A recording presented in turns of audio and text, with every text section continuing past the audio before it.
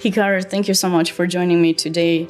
In recent years, you've become the most popular chess streamer. You've built up an amazing audience. You won the Speed Chess Championship so many times. And you recently climbed up to world number 3. What stands behind your success? I think obviously a lot has changed in the last couple of years. I think certainly I've found something that I enjoy a lot. I think when you have a lot of positivity in your life and you're very passionate about the various projects that I'm working on, I think it certainly translates across the board. And I think as far as chess goes, there isn't a whole lot that changes. I think mostly it's about opening preparation, the amount of time you study. And I think I found a very good balance between being practical in terms of approaching games a certain way and then also studying when I need to. But just finding the right balance, I think, is more important than sort of going over the edge and spending too much time studying or spending your entire life really just worrying about what other top players are doing. And it seems to be working out.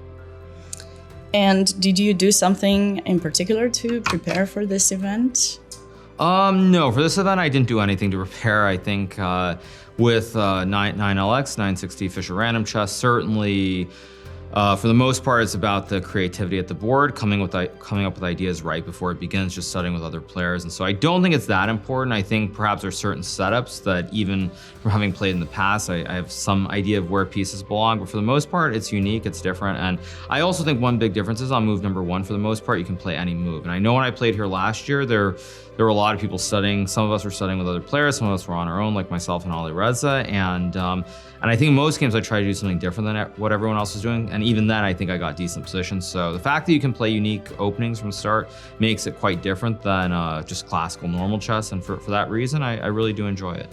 And you have 15 minutes to prepare for your next game. How important are those 15 minutes for you to kind of get ready? You mentioned you might be doing it on your own. Maybe you'll partner with someone this year, but... Yeah, I think for the most part, it's not super important. I think just having the first couple of moves is all that really matters. You know, some events are like here where you are on your own, no computer assistance. Some events you're allowed to use computer assistance. I think in both cases, though, the game is unique pretty much as early as move number 5, no matter what. I remember when I played a match against Magnus some years back, where we were allowed to actually get the position and look at it with computers. And I remember even in that match, somewhere around move 2 or move 3 already, it was not what I looked at or Magnus looked at. And so I think in both cases, it's going to be unique from the start. So it's more about just having some general idea, but mostly it's about figuring it out once the game has begun. And what do you think is an important type of exercise that people should do, or maybe that you do, in order to improve your visualization skills? So this is just about chess in general. I think, the biggest thing is doing puzzles. A lot of stuff has become very commercialized over the last couple of years in particular. And I think, some people look at things like Puzzle Rush, for example, as being beneficial. I actually would argue that just doing puzzles without any of the gimmicky stuff like timers or anything else, but just looking and trying to do puzzles/tactics is arguably the most important thing anyone can do, because it's the one thing where there is no pressure on you. You can take your time and figure it out. Whereas if you are playing, say, games of chess, which is another way of trying to improve as quickly as possible, you can play games, but you have to go back, look at the games, try and understand. And also in the split-second moments when you're making decisions, you aren't always going to make the best decisions. It's not always replicable. And so I think mainly just doing puzzles. Nowadays, of course, everyone does it online, whether it's online, whether it's from a book, but basically just doing puzzles/tactics as much as you can. Any blindfold chess at all? Blindfold chess, I think anybody below a certain level cannot do it. I think blindfold is very good if you're maybe expert level player, 2000, but if you're below that, I think it's borderline impossible, and I think there's no actual benefit from it. And I know from personal experience that a lot of people who I know who are in like the 1600, 1700 rating range, they simply can't visualize. They can't do the sequences even when they see the board in their head. So I think it's just not really productive at all below level. And of course, you're known that you've become a really strong player at the beginning by playing a lot of bullet chess.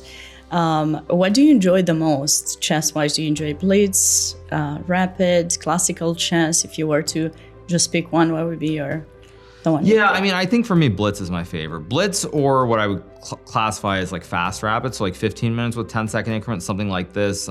Slow rapid, I don't particularly like with 25 minutes. I find it to be a little bit too slow, not fast. So somewhere in between classical and blitz. So probably like the fast wrap with 15 minutes, or just blitz like 3+1 or 3+2 with the slight increment. Final question for you, Hikaru. Whom are you looking forward the most to play in this competition? Of course, you've played probably everyone so many times, but is there a particular player you're excited to play?